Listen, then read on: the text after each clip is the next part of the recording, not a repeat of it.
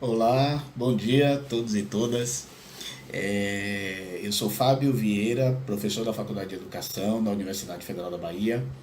Eu sou geógrafo com doutorado em Ciências do Ambiente. Na Faculdade de Educação, eu ministro componentes curriculares para os cursos de Geografia e Pedagogia. E minha área de pesquisa, atuação é em educação ambiental, sobretudo em comunidades tradicionais, né? Queria aqui primeiro agradecer a Heron pelo convite, a toda a equipe de organização do evento, né, que é o primeiro congresso internacional online de educação profissional, territórios e resistências, organizado pelo IF Baiano. Né? E aí eu quero agora conversar um pouco com vocês a respeito do tema que foi proposto que eu falasse, que é educação profissional e etnoconhecimentos e territórios. Né? Bom, eu particularmente entendo que falar de educação profissional, a partir do que ela é, de fato, ou seja, do seu escopo, que é dialogar com as comunidades por intermédio do tripé de uma instituição de ensino superior, que é o ensino, a pesquisa e extensão, é falar sobre uma forma de compartilhamento de conhecimentos e saberes que já existem no mundo. Né? E esses conhecimentos e saberes eles são pensados em múltiplas escalas. Eles se articulam para além do mundo do trabalho, né? E portanto eles se articulam com o cotidiano, com o vivido de cada homem e mulher e que faz a educação acontecer. Né? Com este entendimento da articulação com o cotidiano, com as experiências vividas, eu quero aqui propor pensarmos conjuntamente esta articulação a partir da escala do lugar. Né? Vou falar já já porque eu defendo essa escala do lugar, mas primeiro eu quero dizer que defender a escala do lugar não significa um desprezo a outras escalas, por entender que as relações que impactam no modo de vida e no modo de ser na escala do lugar, elas vão, obviamente, sofrer interferência de outras escalas, como as escalas regionais, nacionais, globais, e que além das interferências, existem trocas que são possíveis com essas outras escalas, né? E quando eu estou falando de trocas aqui, eu não estou falando necessariamente só troca de mercadorias, fluxo de pessoas, eu estou falando também troca de conhecimento, né? É por esse caminho que eu quero percorrer essa fala. Portanto, a escolha que eu vou fazer aqui, ela não é uma escolha de fechar o lugar, de tornar ele isolado de outros mundos possíveis, né? E aí agora eu quero trazer por que eu faço essa defesa do lugar.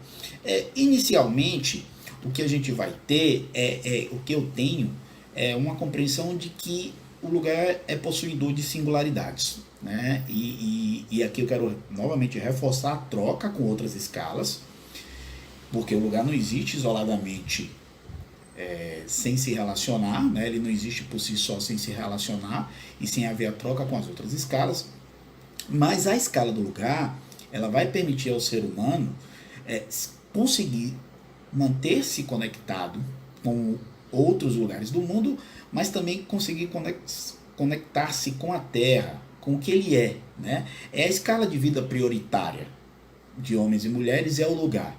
É por isso, primeiramente, que eu faço essa defesa e por entender que nesse lugar, por haver essa relação de pertencimento, de onde a vida acontece, é que há uma emergência de saberes e fazeres que ocorre como um contraponto a um processo de formação do conhecimento de um mundo que se pretende homogêneo. E eu vou falar aqui já já onde que eu quero chegar, né? Então, continuando falando do lugar, o lugar que eu me refiro aqui, ele é um lugar que não é simplesmente objeto ou localização de alguma coisa, né? O lugar quando eu falo de lugar, eu falo da qualidade da experiência e de envolvimento com o mundo, né? Vários autores da área da geografia vão discutir e apontar isso, o Eduardo Marandula Júnior, o Eduardo Helf e Futuan e vários outros que eu não vou mencionar aqui agora. Eles vão trazer muito lugar como um espaço que está ligado à sensação e à vivência de raízes e de segurança.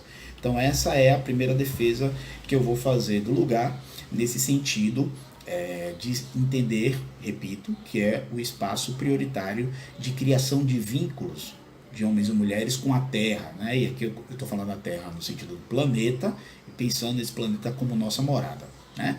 E aí, é com este lugar que eu vejo singularidade de nossas experiências e de nossas vivências, né? E, portanto, as formas de se relacionar dos seres humanos com a Terra, elas não vão poder ser homogêneas, elas não vão poder ser únicas, né? Porque se há uma multiplicidade de lugares que vai ter, que nesses lugares, homens e mulheres terão uma diversidade de formas de produzir saberes e de conduzir o trabalho, obviamente que a gente está falando aqui, assumindo, que eu trago aqui para vocês, assumo que existe uma multiplicidade de formas de se pensar a relação com a Terra e as formas de produzir conhecimento, os saberes e fazeres de homens e mulheres. Então, com essa ideia de valorizar o lugar, do saber que se constrói a partir das vivências, né, das relações de pertencimento, eu entendo que um tipo de saber em específico vai nos auxiliar, né, e aí é para todos nós, a ideia de pensar os conhecimentos produzidos a partir de pedagogias existentes e constituídas por homens e mulheres de várias localidades, e aqui eu quero me ater a algumas localidades específicas, como a zona rural, o interior do Brasil, onde a gente vai ter comunidades camponesas, indígenas, quilombolas e tantas outras comunidades que historicamente têm o seu saber subjugado, né? E quando eu estou falando de subjugação, eu estou me referindo principalmente aos processos educacionais que se constituem nos espaços institucionais, e aí principalmente as escolas e as universidades, né, as instituições de ensino superior. Então, o recorte de escala que eu dou para as pedagogias presentes em espaço rural, ele pode ser pensado de maneira análoga também às periferias de grandes centros urbanos, né? Mas eu vou, nesse momento aqui, até pelo tema e pelo tempo que a gente tem para poder conversar um pouquinho, eu vou me ater aos etnoconhecimentos de comunidades tradicionais, sobretudo, repito, no recorte escalar que eu dei de áreas interioranas do território brasileiro, zona rural, né? Então, o tipo de saber que eu quero trazer aqui, para a gente poder entender um pouco sobre os etnoconhecimentos e a sua relação com a educação profissional, é o saber ambiental, né? Esse saber ambiental, ele emerge a partir da diversidade cultural e identitária que vai valorizar o conhecimento, que é singular. Lembra? O lugar, espaço com muitas singularidades, então você vai ter vários lugares, vários saberes, né? E aí o Henrique Leff, ele vai trazer muito bem como que a subjetividade no saber ambiental é muito forte, e que esse saber ele vai se constituir a partir das identidades, das cosmologias, dos fazeres e saberes que são tradicionais e que fazem parte das suas firmas culturais e da apropriação de seu patrimônio a partir da relação com o ambiente, né? Então é com esse saber que eu quero pensar em propostas pedagógicas, né, dialogar aqui com vocês, propostas pedagógicas para fazer a educação profissional e outras formas de pensarmos a educação. Bom, que formas são essas, né? São formas que se pautam na emergência dessas pedagogias que se constituem em diversos lugares, com diversos saberes, e, portanto, essas pedagogias elas reconhecem as multiplicidades de experiências que são vividas por cada ser, né? Nós, com essas pedagogias, podemos reconhecer essas multiplicidades. E aí o professor Miguel Arroyo vai falar muito bem sobre isso, quando ele diz que outros saberes, eles são feitos a partir das experiências, das pluralidades, de uma diversidade de sujeitos que vão disputar, uma disputa com relação às instituições que produzem o conhecimento, né? Então, reconhecer esses outros sujeitos, e aí aqui o que a gente está chamando de outros são esses sujeitos que historicamente foram subjugados, que tiveram suas pedagogias, seus modos de vida negados, automaticamente, ao reconhecer eles, nós estamos, né, professor Miguel Arroio traz, nós estamos pressionando por outras pedagogias. Então são essas outras pedagogias, né, que eu trago aqui para a gente pensar em um processo dialógico do ser humano com o ambiente, né, e que vai trazer, obviamente, esse outro para o debate, né, esse outro que se reverbera em cultura, em vivência, mas que não se revela especificamente ou exclusivamente em rituais, mas principalmente aqui o que eu quero trazer enquanto diversidade epistemológica, né? E o Arroio, mais uma vez, vai vir dialogar aqui com a gente, porque eu entendo que é fundamental para a gente poder entender essa diversidade epistemológica, como que os saberes ambientais se realizam no cotidiano e no lugar, né? Arroio vai trazer muito bem que reconhecer a diversidade cultural, que vai se colocar na agenda política e pedagógica, é preciso reconhecer a partir da presença dos coletivos diversos, né? Seja como educandos, seja como movimentos sociais, como movimentos culturais. Então, é preciso reconhecer as formas de saber, de fazer e os pensamentos e os conhecimentos que levam a isso, né? Então, como essas outras pedagogias elas vão se estruturar? Elas se estruturam basicamente a partir das práticas que se constituem e dão sentido à vida, né? Fazendo uma analogia aqui, é como construir uma ferramenta, realizar um trabalho na lavoura, distinguir espécies de plantas, frutas, para usos alimentícios, medicinais, dentre outros. Então, é como construir uma ferramenta pedagógica, né? A analogia que eu quero fazer é essa. Então, assim, homens e mulheres que, ao tornarem essas práticas do fazer em práticas sociais, eles estão fazendo, o que eles estão provocando é uma estrutura axiológica que se alicerça a partir das subjetividades, do pertencimento e das afinidades com o lugar, né? E aqui, para a gente poder pensar um pouco a diversidade epistemológica, é preciso a gente pensar que a diversidade epistemológica ela vai se estruturar a partir de uma dimensão descritiva, né? Onde a gente vai descrever, como eu fiz agora há pouco, por exemplo, trazendo esse exemplo de um homem na lavoura, de homens e mulheres na lavoura, mas também a partir de uma dimensão normativa, em que toda a estrutura axiológica, suas normas, seus valores epistêmicos e metodológicos vão dar sustentação a um conhecimento produzido. Então eu tenho disciplina, eu tenho norma, eu tenho estrutura, eu tenho método, né?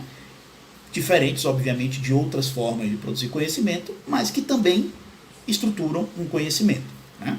E aí agora eu vou pedir licença a vocês para trazer duas experiências que eu, né, Fábio, tenho com reservas extrativistas, né, um recorte que eu faço, e a riqueza de conhecimentos existente nestas reservas, né, que eu vou falar. Então, trazer aqui é um exercício de compreensão, né, de bases epistemológicas de pedagogias extremamente pulsantes, que estão no mundo, obviamente, e para quem se permitir, né, e esse é o momento aqui, a gente dialogar, realizar o exercício da alteridade, né, realizar o exercício de fazer outras leituras a partir de outras possibilidades, de pensar como se alicerça o conhecimento, que podem vir a ser utilizados na educação profissional. E para trazer estas experiências, eu acredito que no mundo do trabalho, o fazer ensino, pesquisa e extensão na formação para a educação profissional, nós temos uma riqueza possível, ou riquezas possíveis, em uma diversidade de comunidades tradicionais.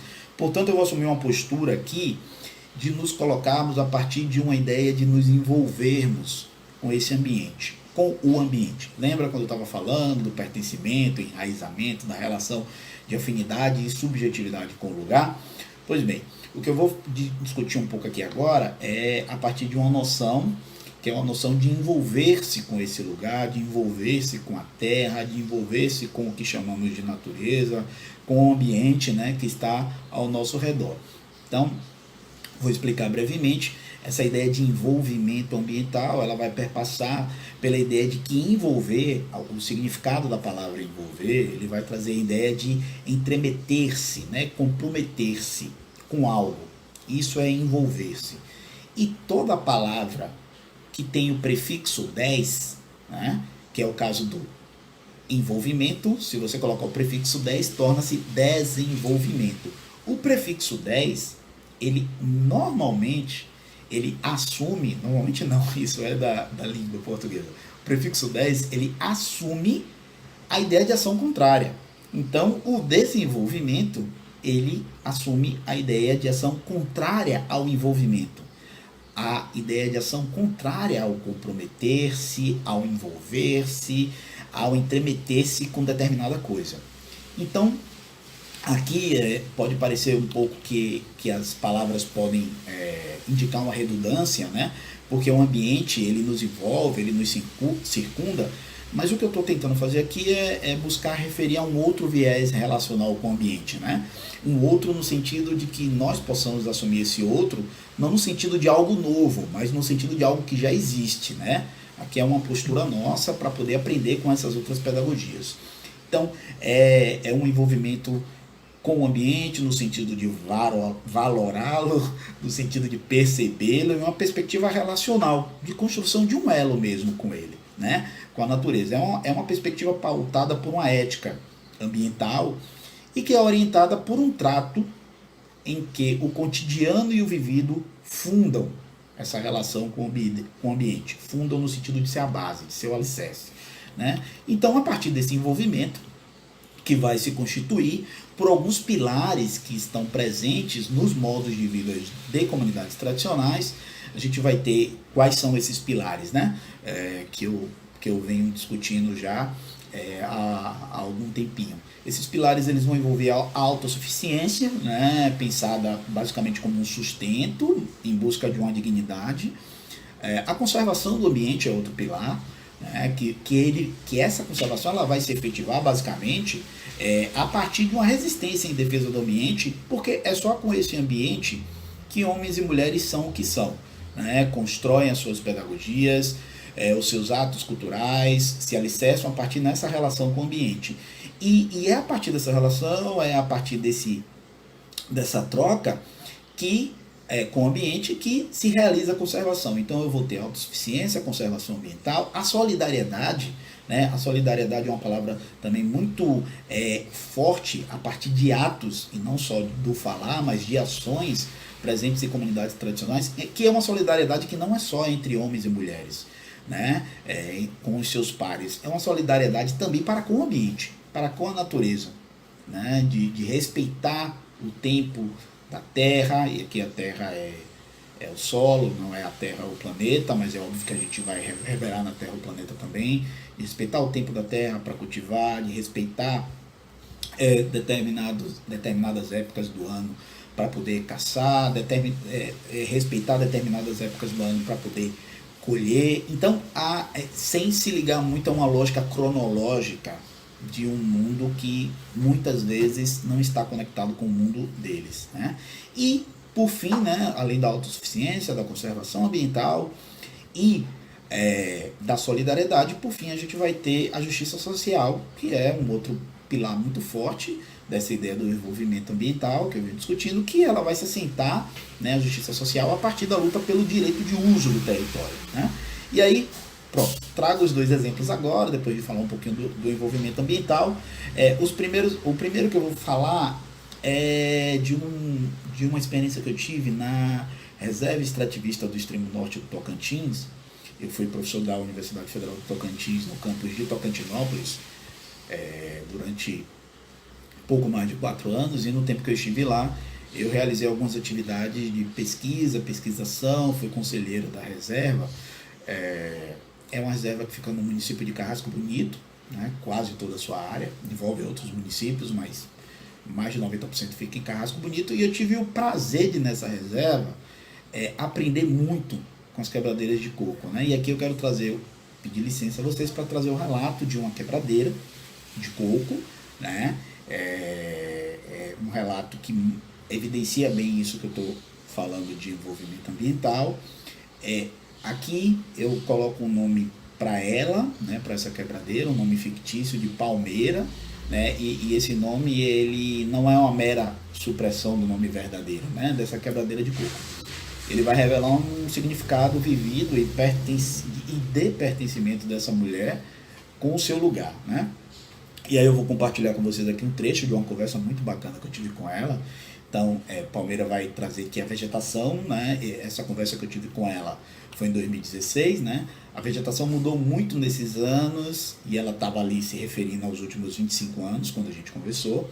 Derrubaram, né? Eu estou aqui fazendo a transcrição literal, tá? Derrubaram, e aqui ela está falando derrubar os fazendeiros, né? Ela está se referindo a um contexto político e de disputa territorial existente entre as quebradeiras que fazem parte da Resex, que compõem a Resex do extremo norte do Tocantins, e alguns fazendeiros que ocupam a área da Resex a partir de uma disputa territorial existente já histórica em uma região conhecida como região do Bico do Papagaio, no norte do Tocantins. Né? E aí ela fala que os fazendeiros derrubam as palmeiras quase todas. Eles matam tudo com o veneno. As pindobas são as palmeiras menores, vão nascendo e eles vão matando. Aí as mais velhas eles vão derrubando, vão destruindo. Tem muito pouco babaçu agora. O babaçu ele é muito importante, pois ele traz pra gente muita coisa. A casca serve para o carvão, a amêndoa serve para tirar óleo, a torta é o bagaço após a extração da amêndoa para poder fazer o óleo. Então o bagaço é chamado de torta. E aí ela continua. A torta já serve para a ração do gado, a palha é para fazer casa. Tudo serve. Começa do estrume, que é o material orgânico, né, decomposto, que vai servir como fertilizante para o solo. E aí ela completa. Quando derruba uma palmeira, até para isso ela serve. A palha é o que o povo mais precisa depois do coco. Ela serve para casa. Ela serve para fazer o telhado e também a cerca. Quem não pode murar, faz a cerca de palha. Então, assim, eu tive um aprendizado muito rico com palmeira, e aqui um trecho só, né, que eu estou trazendo para exemplificar.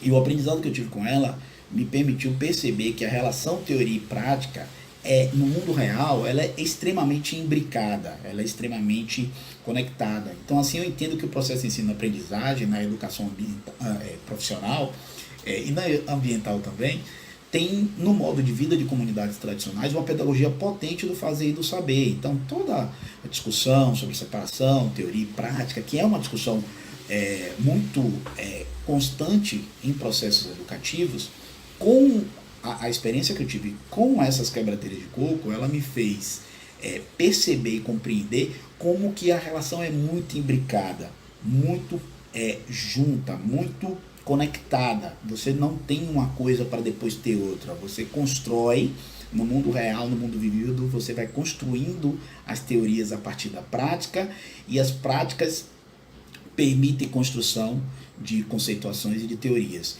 E o outro exemplo que eu quero trazer para vocês, né, trouxe esse lá do Tocantins, é um que eu venho construindo aqui em outra reserva extrativista, essa de Canavieiras, no sul da Bahia, né, onde atualmente eu oriento e realizo pesquisas com a comunidade. Atuo em uma câmara temática, que é uma câmara temática de comunicação e educação ambiental, onde hoje estamos junto com todos os comunitários, com uma consultora, elaborando um projeto político em educação ambiental, né? E o que eu venho, isso quase 2 anos, né, mais ou menos, que eu estou com essa comunidade, com essas comunidades, com essa reserva extrativista, né? São várias comunidades que existem lá em Canavieiras. Então, o vivido por esses pescadores e por essas pescadoras, né, pelo conjunto de extrativistas de um modo geral, evidencia muito bem a resistência e a autonomia que vai resultar em um conhecimento, em um saber ambiental, que para quem trabalha com a educação em espaços institucionais, né, seja instituições de ensino superior, seja escolas, é uma possibilidade muito grande da gente pensar outros caminhos para discutir a educação profissional. Então, o que é que eu tenho para falar lá de Canavieiras, né? O aprendizado que eu venho tendo com os pescadores, para mim, ele é muito significativo, no sentido de que eu consigo ir ratificando e aprendendo cada vez mais a ideia de que os atos produtivos e de conhecimento, de saberes, de fazeres, ele é uma atividade intergeracional, né? É feita por várias famílias e que existe toda uma construção didática, pedagógica, né? Que no caso lá com os pescadores é bem legal, porque eu trago um exemplo que é eles, para poder ensinar para o aprender a pegar o guaiamu, né? Eles têm a construção de materiais próprios, como se fosse material didático que a gente monta, né, para poder fazer nossas atividades, nós profissionais da educação, e que educador é muito legal porque assim esses materiais que eles constroem servem para poder medir o tamanho do gaiamu que pode ser capturado ou que não pode ser capturado, né? Seja para consumo ou seja para venda. Então, tudo a partir de saberes deles. Eles vão construir um material, parece uma chavezinha que encaixa assim e diz, olha, aqui esse gaiamu pode, esse gaiamu não pode, né? A partir do tamanho. Então, e isso é a partir do conhecimento, da vivência deles, em conseguir identificar, né, e ter estudos para poder corroborar. Então, é uma outra ideia também de pensar como que esses conhecimentos eles dialogam com os conhecimentos científicos. Não vai dar para explorar a ideia de diálogo de saberes aqui, mas é uma coisa para a gente pensar. E outra coisa que é muito bacana que eu venho aprendendo com os pescadores é como que, por exemplo, os meandros que existem, né, nos rios, nos manguezais, eles são como estradas, né? Os pescadores têm um domínio muito claro daquilo, né, que conectam eles a vários lugares, né? Eles conseguem se deslocar facilmente, mas também conectam eles à conservação, conectam eles à economia, à resistência à comunidade, à defesa do território. Em alguns percursos que eu fiz com eles, é nitidamente possível perceber isso e ouvir isso claramente deles, né? Eles falando da defesa, da conservação do ambiente, da importância daquele território para a economia deles, para a organização comunitária, enfim. Então, eu penso e trago aqui para vocês como que essas, aqui no recorte que eu dei, comunidades tradicionais, mas como eu falei lá na frente, no início do vídeo, falando a respeito de comunidades, também camponeses e tantos outros, até espaços urbanos, eles podem nos permitir diálogo com outras pedagogias, diálogo com outras escalas, com outros espaços de produção de conhecimento, né? E por fim, a gente pensar muito a respeito de como essas comunidades tradicionais ela tem uma perspectiva de educação popular e que nós precisamos cada vez mais aprender com elas nessa perspectiva de valorar os etnoconhecimentos e trazê-los para dialogar com os nossos, né? Por fim, eu queria agradecer a todos e todas aqui pela paciência de estar acompanhando aqui, e a gente vai ter mais oportunidades para poder debater durante o evento e ir conversando, tá? Saúde a todos vocês, muito obrigado, até a próxima. Tchau, tchau.